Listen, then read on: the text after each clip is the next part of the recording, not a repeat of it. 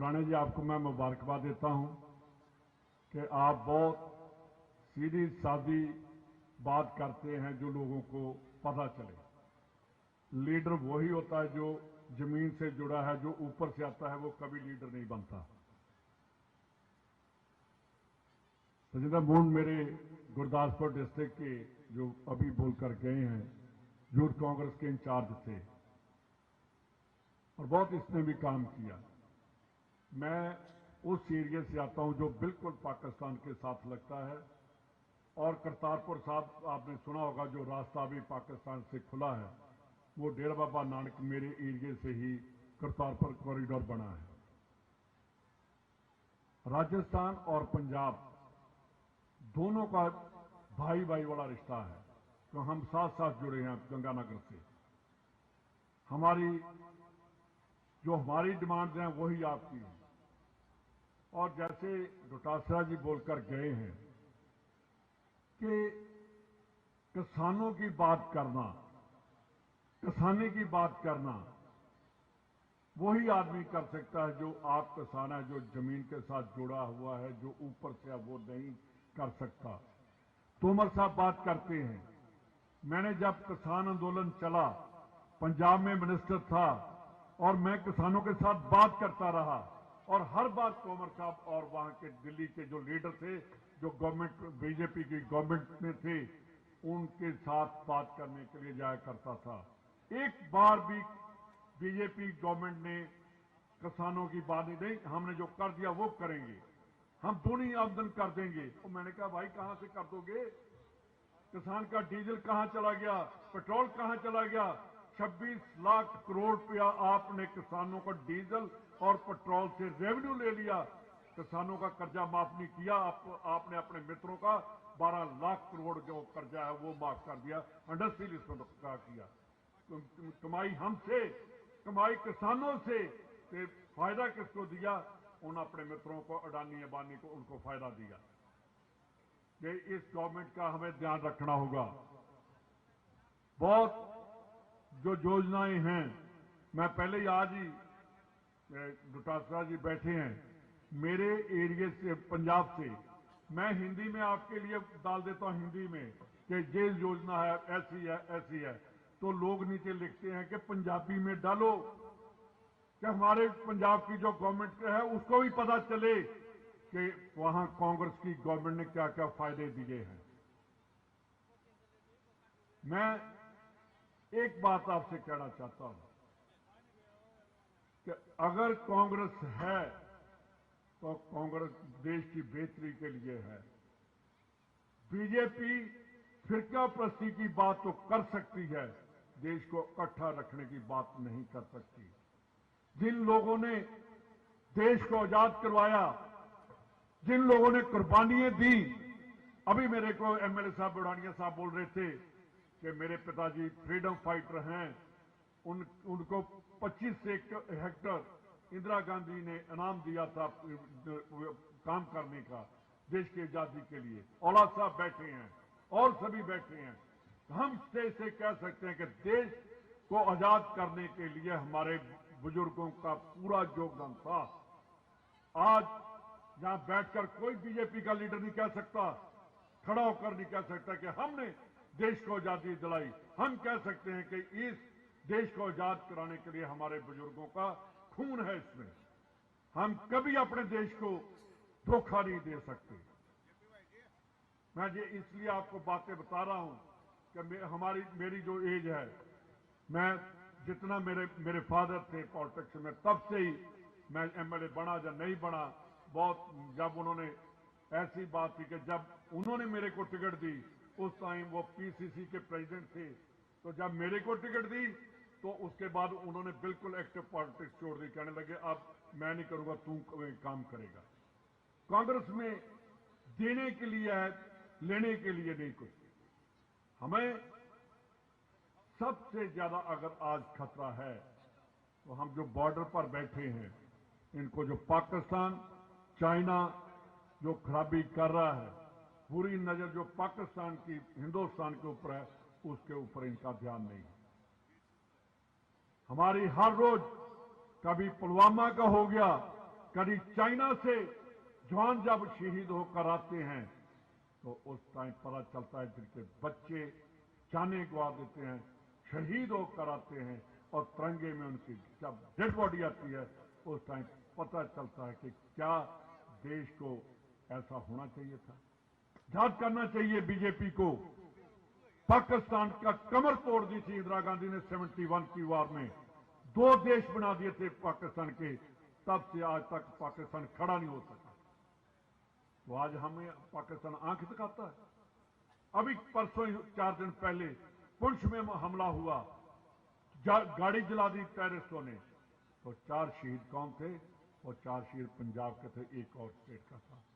उसमें एक ऐसा शहीद था जिसका बाप कारगिल की जंग में शहीद हुआ और 20 साल के बाद उसका बेटा पुंछ में शहीद होकर तिरंगे में लिपट कर आया। अब हमें सिखाएगा मोदी, हमें बीजेपी दिखाएगी कि देशभक्ति क्या है।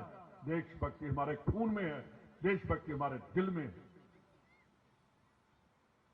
आप लोग जब बात करते हैं, कोई डोटासरा जी उनके जो नेता हैं अपोजिशन के, उनकी बात करते हैं, डोटासरा जी उनको देश के लिए नहीं है, वो तो कुर्सी के लिए बैठे हैं। जो आदमी 10 लाख का कोट पहनकर बात करेगा वो किसान की बात नहीं कर सकता, किसान की मजबूरी नहीं समझ सकता। हमें भाषण देने, पुराने जमाने में मैंने देखा है, सीएम साहब मैं काले पानी गया, ये मैं नौजवान बच्चे हैं उनको पता नहीं आजादी कैसे मिली है, ये आजादी की बात ही नहीं करते, ये कहते ऐसे आजादी मिल गई। जब बीजेपी कहती है 70 साल में कांग्रेस ने क्या किया, मैं आपको बताना चाहता हूं, कभी इनका बुढ़ानिया साहब, इनको जो लड़के हैं इनको कभी वहां अंडमान निकोबार जेल दिखाने के लिए लेकर जाओ। उस जेल नहीं थी, अंग्रेजों ने तसिया घर बनाया था, उसमें एक भी बीजेपी का लीडर कभी नहीं कैद हुआ। वहां सभी पंजाबी और कांग्रेसी थे जो नारे लगाते थे देश को आजाद कराएंगे। हमारे वहां तरनतारन के काला सिंह थे, उनका जो हाइट थी, उनकी ऊंचाई जो थी उनकी, वो 6 फीट 5 इंच थी उनकी हाइट। उनके लिए एक पिंजरा बनाकर रखा था अंग्रेजों ने, 4 बाई 8 फीट का, 4 फुट चौड़ा और 8 फीट ऊंचाई। वो 4 साल वो आदमी देशभक्त सो नहीं सका। उसके लिए जो बैठ सकता था, जहां खड़ा हो सकता था। मोदी साहब, आजादी ऐसे मिलती है, आजादी 10 लाख का सूट पहनकर नहीं कभी मिलती। देश को अगर बचाना है तो हमें देशभक्ति दोबारा पैदा करनी पड़ेगी। जो योजनाएं जहां चल रही हैं, मैंने देखा, मैं बातें करता हूं, जब सीएम साहब मिलते हैं मैं आगे निकलता हूं, लोगों से पूछता हूं, एक एक आदमी के पास ये योजना पहुंच रही है। अब हमें चाहिए जो लीडर स्टेज पर बैठे हैं कि इन योजनाओं को लेकर एक एक आदमी को जाकर, अगर कोई रहेगा उसको भी जाकर करवाएं, पूरी करवाएं, ताकि हम 2023 वाला इलेक्शन राजस्थान से दोबारा, जो कहते हैं कि जी एक बार वो एक बार वो, अब ऐसा नहीं होगा। एक बार नहीं, 2 बार कांग्रेस जहां से लगातार जीतेगी।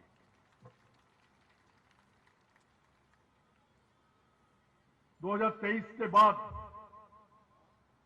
2024 सारे हिंदुस्तान, पूरे देश की नजर इस पर लगी है, आपके ऊपर, राजस्थान के ऊपर, के राजस्थान गहलोत साहब जिताकर लाएंगे, तभी कांग्रेस जो है 2024 में पूरे हिंदुस्तान पर राज करेगी। तो अब आप जहां अपनी कंस्टिट्यूंसी की बात मत करिए, पूरे डिस्ट्रिक्ट की बात करिए और साथ वाले डिस्ट्रिक्ट की बात करिए कि हम सभी वहां से जीत कर आएंगे। और भाइयों, मैं आपसे एक विनती करता हूं कि जो लुभावने लेक्चर देते हैं उनके ऊपर ध्यान मत करो, जो मीडिया पर बोलते हैं उनके ऊपर ध्यान मत दो। आज आपने सुना होगा कि किसी बीजेपी के लीडर ने कर्नाटका पर सोनिया गांधी जी के ऊपर जो उन्होंने कहा, शर्म आनी चाहिए बीजेपी को। हमारे धर्म, हिंदू धर्म, सिख धर्म या कोई धर्म भी है, मुस्लिम धर्म, उसमें सबसे ज्यादा अहमियत अगर दी गई है तो औरत को दी गई है। उन्होंने कहा है, हर धर्म में कहा है, खास करके हमारे सिख धर्म में कहा है कि जो बड़ी है उम्र से उसको मां समझो, जो आपके बराबर की है उसको बहन समझो, जो छोटी है उसको बेटी समझो। जो मां, बहन और बेटी का सम्मान नहीं कर सकता वो बिल्कुल वोट का हकदार नहीं। जो हिंदुस्तान की जो रवायत है उसको नहीं तोड़ने देंगे हम। और मैं दोबारा आपको बेनती करता हूं कि 6 बार एमपी बने हैं आपके एमएलए साहब, मेरे से बहुत सीनियर हैं, जहां जितने स्टेज पर बैठे हैं सभी सीनियर हैं। अब मैं एक ही बेनती करूंगा कि हमें 6 महीने देश को बचाने के लिए पूरे राजस्थान में लोगों में जागरूकता पैदा करनी होगी कि ये बीजेपी देश को खत्म करने की तरफ जा रही है। देश की जो तरक्की है उसको रोकने की कोशिश कर रहा है, देश को बेचने की कोशिश कर रहा है।